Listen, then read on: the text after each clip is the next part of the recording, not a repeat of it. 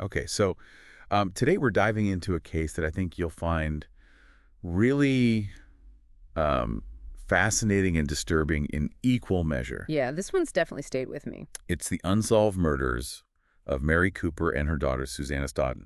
Ah, yes. And this took place back in 2006 on a hiking trail near Pinnacle Lake in Sure. Washington Yeah, State. right. Beautiful area. Yeah, it's supposed to be stunningly beautiful. Yeah. But for Mary and Susanna, it turned into a nightmare. It's so tragic. You think about going for a hike on a sunny afternoon, expecting to see these amazing views, Right? and then you come across a scene like that. It's just unimaginable. Yeah, I can only imagine the shock that the hikers who discovered the bodies must have felt. Absolutely. I mean, we actually have their eyewitness accounts from Yeah. the case files. Robert and Rebecca, the couple who found Mary and Susanna, Yeah.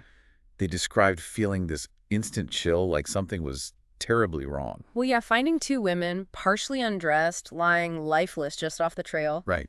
that's going to leave a mark on you. And think about it. They were hiking in this pretty remote area. Right. Steep inclines, dense forest, limited access. Yeah, the sources really highlight how challenging that terrain is, not just for hikers, but for investigators too. Absolutely. I mean, just getting to the scene, securing it, gathering evidence. Right. It all becomes way more complicated in a location like that. So much more difficult. Yeah. Okay, so let's go back to July 11th, 2006, the day of the murders. We know from eyewitness accounts that Mary and Susanna set out for their hike around noon. Yeah, they bumped into another couple, Richard and Tahi, at the trailhead, Right. and they chatted for a bit, seemed in good spirits, excited about their hike. It really underscores the suddenness of what happened. Yeah, one minute they're talking about the beautiful weather and the views, Right. and the next they're victims of a brutal attack. It's terrifying to think about. So a few hours later, around 4:30 p.m., Robert and Rebecca make the horrifying discovery. They immediately flee the scene and call 911. Their quick thinking was so important. Yeah, it helped preserve the integrity of the crime scene. Absolutely. Now, Sergeant O'Neill was the first responder to arrive. Yeah, he had quite the experience hiking up that trail, knowing what awaited him at the top. Imagine the pressure he must have felt. And then, to top it off, he encounters another couple on the trail, and they're carrying an ice axe. Talk about a stressful situation. Oh, absolutely. But thankfully, they were quickly ruled out as suspects. Yeah, just another example of the strange twists and turns in this case. Yeah, definitely. So, Sergeant O'Neill secures the crime scene overnight because daylight was fading and there was a threat of rain. A smart move, especially considering the potential for evidence to be washed away. Exactly. He wanted to protect the scene as much as possible. Makes sense. Now, let's talk about the victims themselves. Mary Cooper and Susanna Stodden. We get a really intimate glimpse into their lives through the words of David Stodden, Susanna's father, and Mary's husband. Yeah, his account is heartbreaking. You can really feel his pain and confusion.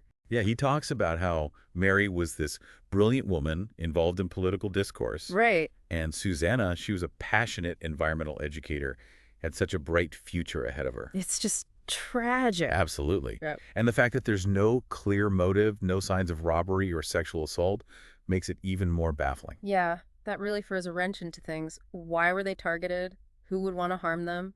These questions become central to the investigation. And I think that's what makes this case so captivating and unsettling, It just goes to show that even in the most serene and unexpected places, darkness can lurk. Yeah, that's for sure. So the investigators were really faced with a puzzle, weren't Oh, they? absolutely. I Yeah. mean, no clear motive, no obvious suspects.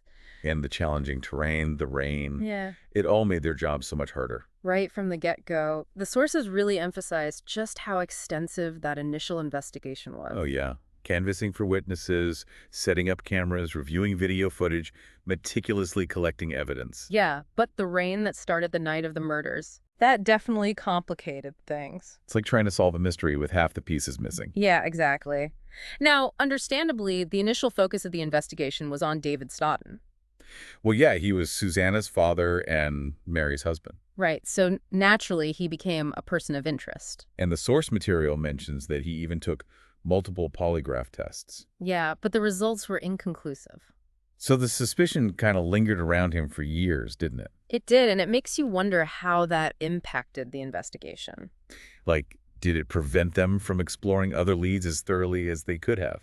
It's a good question. I mean, Detective Scharf, in particular, seemed pretty convinced of David's involvement. even without solid evidence. Yeah, it's interesting to see how those initial biases might have shaped the direction of the case. And then you have the emergence of Israel Keys as a potential suspect. Oh, yeah, that was a huge development. I mean, he was a known serial killer who admitted to killing a couple in Washington state. And he was living in the area back in 2006. Right, so it definitely made him a viable person of interest. Absolutely. But thankfully, the analysis of his cell phone data ultimately ruled him out. Which must have been a relief, but also a setback. Right, back to square one. So for years, the case remained cold, Mm. no real leads, no arrests. It was like hitting a brick wall. But then in 2020, a major breakthrough. Oh yeah, the DNA evidence. Right, a partial male DNA profile was finally discovered under Susanna's fingernails. Now this was over a decade after the initial testing failed to yield any results. It's incredible to think about how much forensic technology has advanced. It really shows the importance of preserving evidence and being open to revisiting it with new techniques. Absolutely. And this new evidence actually excluded both David Stodden and Susanna's boyfriend as contributors. So it kind of shifted the focus away from those initial suspects. Right, and it opened up the possibility of using genetic genealogy to finally identify the killer. It's like a whole new chapter in the investigation. Yeah, and Detective Bill, who's now working the case in his free time. Right. He seems really dedicated to finding the truth. Oh, absolutely. He's determined to exhaust every avenue, even considering further testing on Mary's sexual assault kit swabs. It just goes to show that even after all these years, there's still hope for justice. Yeah, definitely. But it also brings us back to that central question, doesn't it? What was the motive? Why were Mary and Susanna targeted? Yeah, that's the real mystery here. I mean, it's just baffling, right? It really is. Yeah. No clear motive, no connection between the victims and the killer, at least none that's been discovered. Right. It makes you wonder if it was truly a random act of violence. Well, the FBI profile does suggest a higher level of premeditation. So not just a crime of opportunity. It seems unlikely. The killer was familiar with the area, potentially even lying in wait. That points to a more calculated approach. That's a scary thought. And it makes me think about that detail from the source material about the escape route. You mean the footprints leading away from the scene? Yeah. The tracking team found those prints, and they didn't lead back to the main trail. Right, so the killer didn't just turn around and walk back the way they came. They knew the woods, had a plan. Exactly. And it makes you wonder about that red Toyota pickup or SUV that was spotted speeding down the hill around the same time. Could that have been the killer's getaway vehicle? It's definitely a possibility. Unfortunately, investigators haven't been able to track down that vehicle or identify the driver. Another dead end. It's frustrating, isn't it? You have these potential leads, these glimpses into what might have happened, but the pieces just don't quite fit together yet. And we're left with so many questions. Why Mary and Susanna? What could have possibly driven someone to do this? Yeah, those are the questions that keep investigators up at night, the questions that haunt the families of the victims. David Stodden, in his interviews, he seems to wrestle with the senselessness of it all. I can't even imagine the pain and the anger he must feel.